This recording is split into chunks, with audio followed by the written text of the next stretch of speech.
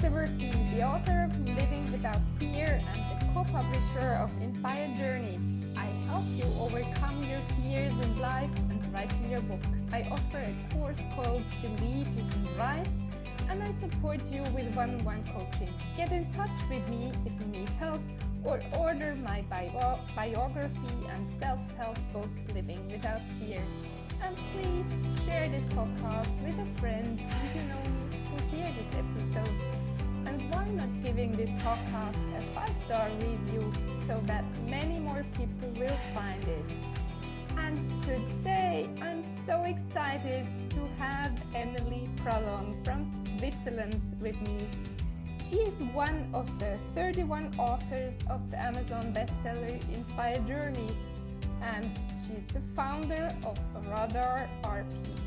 She has built a range of competencies on top of her brevet in public relations and her 2 specializations in strategic writing and social media. She started her career at the Brain Mind Institute of the EPFL, followed by the National Center of Competence in Research, Synapse, focused on bringing neuroscience and psychiatry together. In 2012, she joined a Lausanne-based public relations agency with a strong desire to support meaningful projects in the fields of science and health.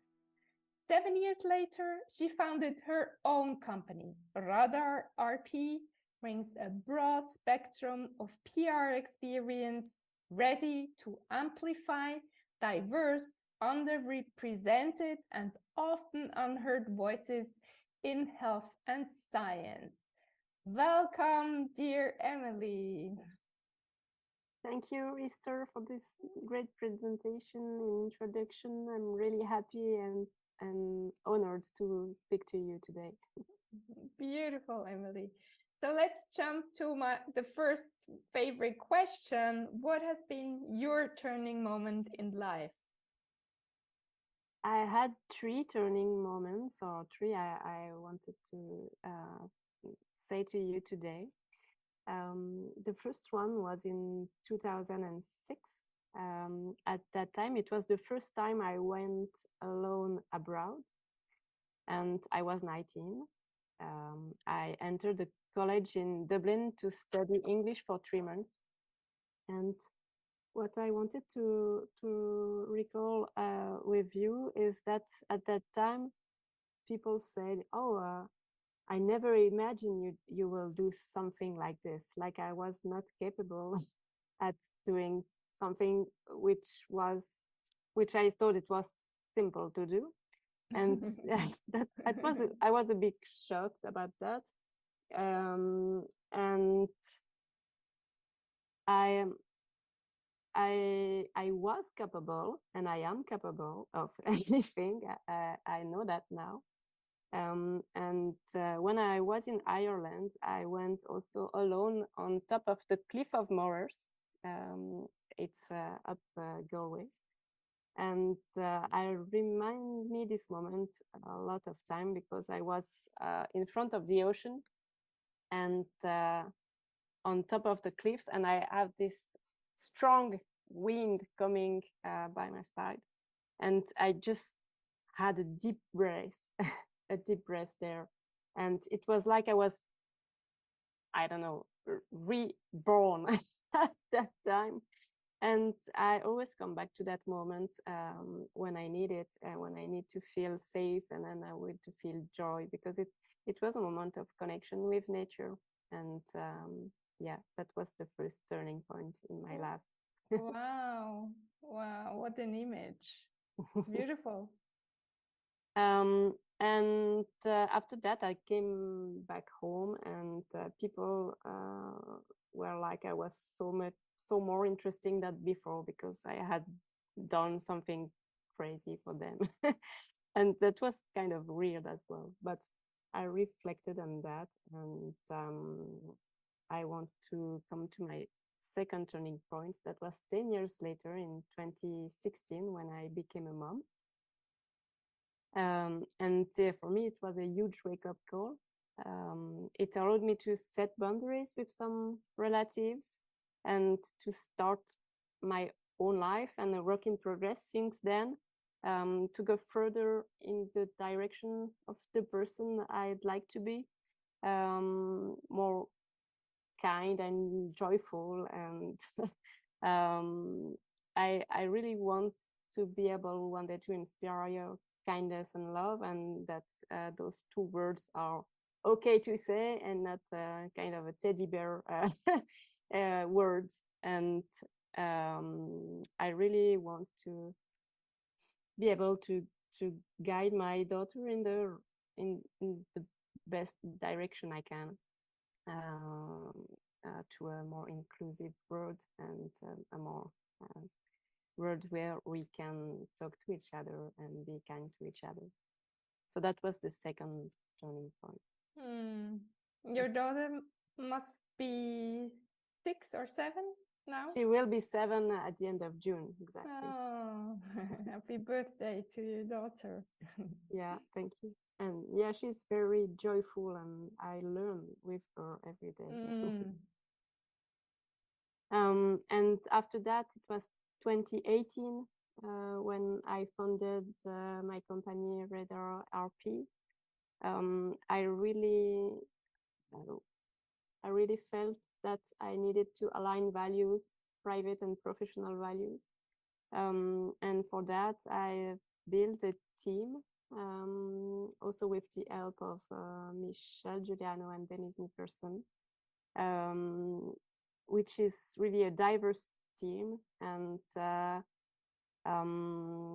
we are going in the well, we want the same impact, and this impact, or our shared vision, is ensuring the general welfare of the community, and whether in science, health, or social matter. We want to complete our assignments by combining or say day-to-day eagerness to pass on information and promote science, healthcare, and social issue to the prism of common good. And I really enjoy working with this diverse team to be able to make our small part to contribute to common good. That was the third point. Wonderful. And Emilie, was it difficult to find your own values? Because I remember when I was at university or later as a journalist, I followed what other people expected or said, or expected, certainly. And it was rather difficult for me as an empath and sensitive person to just be true to my own values. How about you? Yeah, it's really difficult as well. I think from childhood, I'm really enraged against injustice, and I have this strong intuition, or do you say, I go intuitively to kindness, and I've been told several times that kindness is not good. You have to be strong. You have not to be in the teddy bear side. And now I'm starting, and with you and with Denise, Michelle, and a lot of people from Inspired Journeys and other people around as well. You are talking about kindness every day, and it was such a relief that it's okay to say, okay, kindness is love is good, and we can go into this direction and be strong at the same time. And I feel there is a lot of power in those words, and when you can integrate freely them on a daily basis. Yeah. You mentioned Denise Nickerson and Michelle Giuliani. They are the co-editors of this Inspired Journeys book, where your story is also in it. So yeah, for our listeners to clarify. So yeah, kindness. And where Why is it so difficult to find kindness in this intellectual realm? Mhm. Have you an idea? I I really, I don't know. I think we are in a system which is violent. Probably, if I speak on my childhood, well, people said you don't have to, you should not be too kind, etc. I guess it was to protect me. But I feel like there is two realities, and I strongly believe that humans are kind on the first row, and then we are in a violent system that I hope we all together can push in the direction in another paradigm, and yeah, where we can connect between one another. And I cannot really answer to this question. I don't know why the system is like it is, but I pretty sure that we are moving in another direction now. Mm. Yes, I believe that too. Yeah, sure. And so from you're the founder of your Radar RP. What are your values there? You said they had to be aligned with your personal values. So Mhm. Respect the other, try to help the other as the better that we can. Promote an inclusive world, promote or not promote a diverse world, because the world is diverse, and but promote those diverse voices that are being silenced. It's very important to us. And of course we are kind with each other. We pay attention to each other as well, and this is very important in the team. beautiful. And what are your future visions or plans? Or if you would write a book, what was the content there? Or what will it be in the future? It's an interesting question, because I think it's the first time in my life that I don't really know what's next. I feel I am in a moment of transition, and there are a lot of blank pages, and it's great for a start, I think. I've been so accustomed until now to plan everything for my own protection, and now I let myself and the team and the family to co-construct something that will be kind to all of us. And I would start now, and I would imagine not the impossible, but when you imagine the impossible, it can it can become possible. And I'm I think I'm in a play mode. Okay, now we can do anything, and if we can do anything, what is the first chapter? And yeah, I am in this moment, and it's scary and joyful at the same time. I love it that you said you like to play, so like a child, because then you are joyful. You don't worry, and exactly. And if you just dream a little bit now, loud, what could happen, should happen, would be your dream in your life? Mm. I I'd like that my daughter and her friends will be living in a world where they pay attention to each other, and start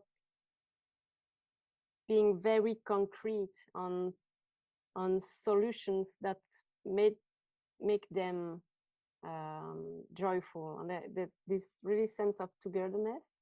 I really hope that we'll have it in the future. And if you want a very concrete example, with the team at Radar, we are working on a eco-anxiety project. And we want to deconstruct this term, first of all, because you can be eco-furious now. And we want to bring people together in interdisciplinarity, join forces and act the best we can, and act the widest we can to help as many people as we can.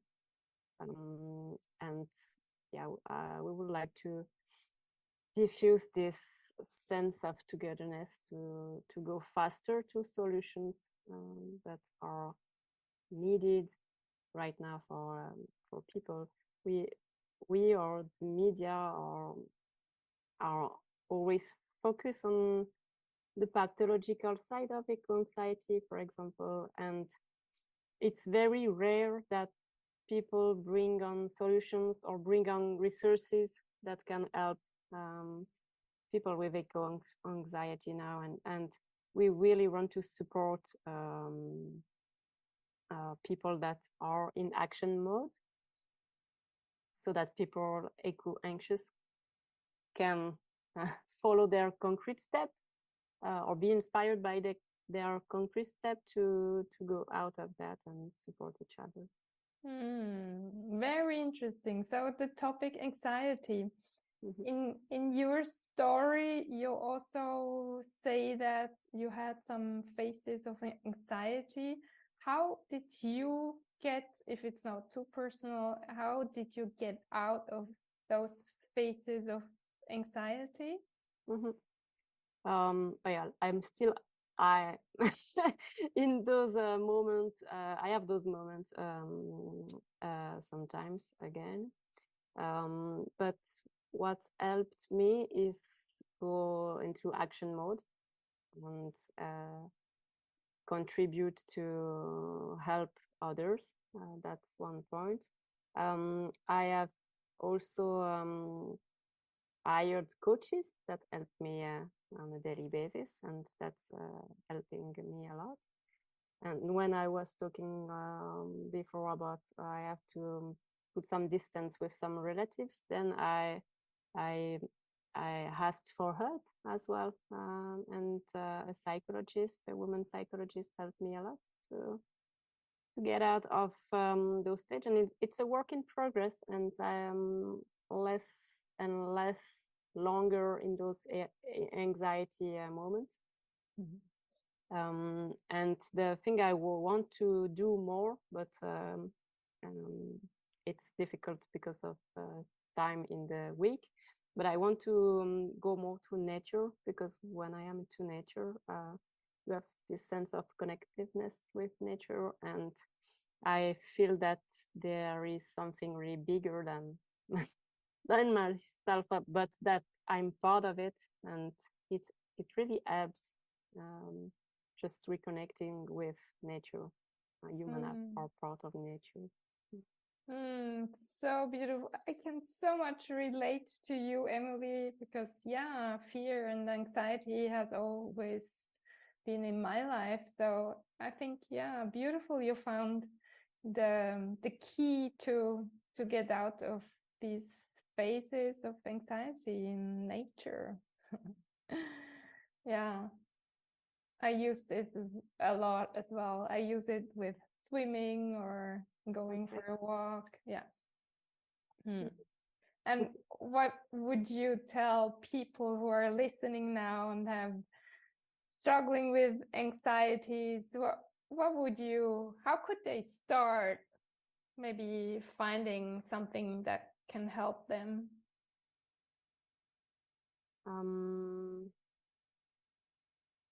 Talking to someone.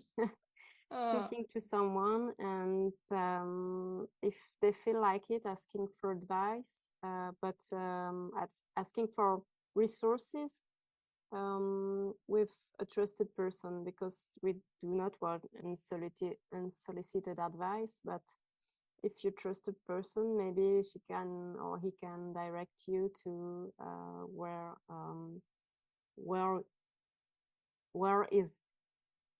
feels right for you.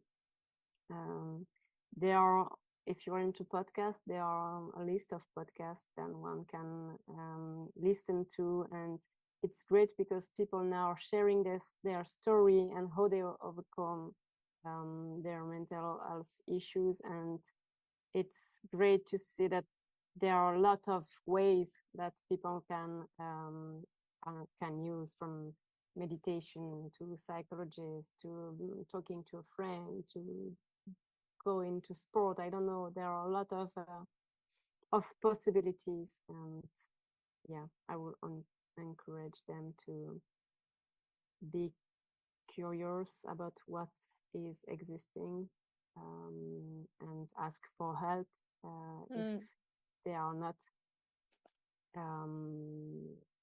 they have not as energy as it demands to do this first step. It's difficult, but you will reach your point to go out of or to seek help or to find help. Yeah, that's interesting what you say, because I remember when I worked in corporate, I always went to therapy because I needed it. I needed to get along with myself and all the anxieties I had. But I felt so strange. I never talked to people in the corporate world that I went to therapy, because I was ashamed to talk about that. But it's so sad that we cannot be, or maybe I wasn't courageous enough at that time. Maybe today I would talk more openly, but 20 years ago I I didn't say a word. Yeah, but I don't think it has something to do with courage. I think it's even nowadays it's a real taboo subject, and it's the same with inclusion. If you're not invited or not in a secure space, it's really difficult to speak out. Yeah, wonderful. So Emilie, do you have some maybe things you really love to share with our audience, you want to give away as the founder of a PR agency, or as a mother? I don't know what else you as a researcher. So about important truths, I have 3 as well, and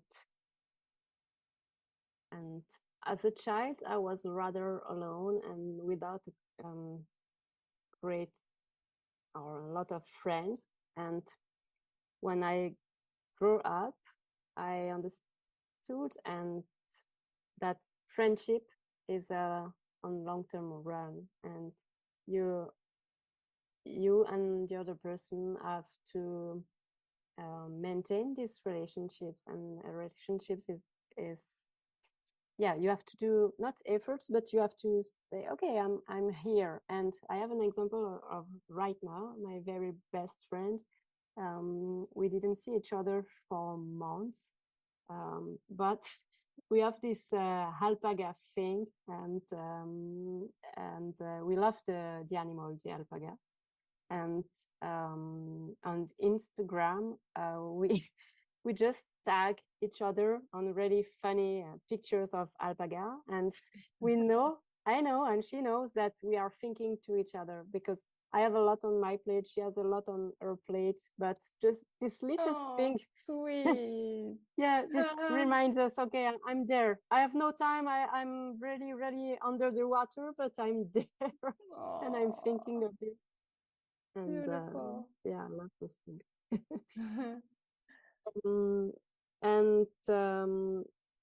And another thing is creativity, and that I learned with a psychologist we work with, and as well a musician.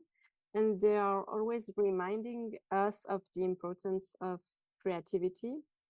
They said about creativity, and they remind us that ultimately what defines humanity is the possibility of reinventing oneself at every moment. From this minute to the next one, you can choose your direction. And I love to be reminded of that, because I think between this minute and the next one, you have a lot of possibilities, and this is liberty, and this is our liberty, to write our life as we want and to be the person that we want to be. So that's something I learned in the past years as well. And it's very comforting for me. Very nice, Emilie. And the third one is interdisciplinarity. I think in every area of life, this is something really important. In science,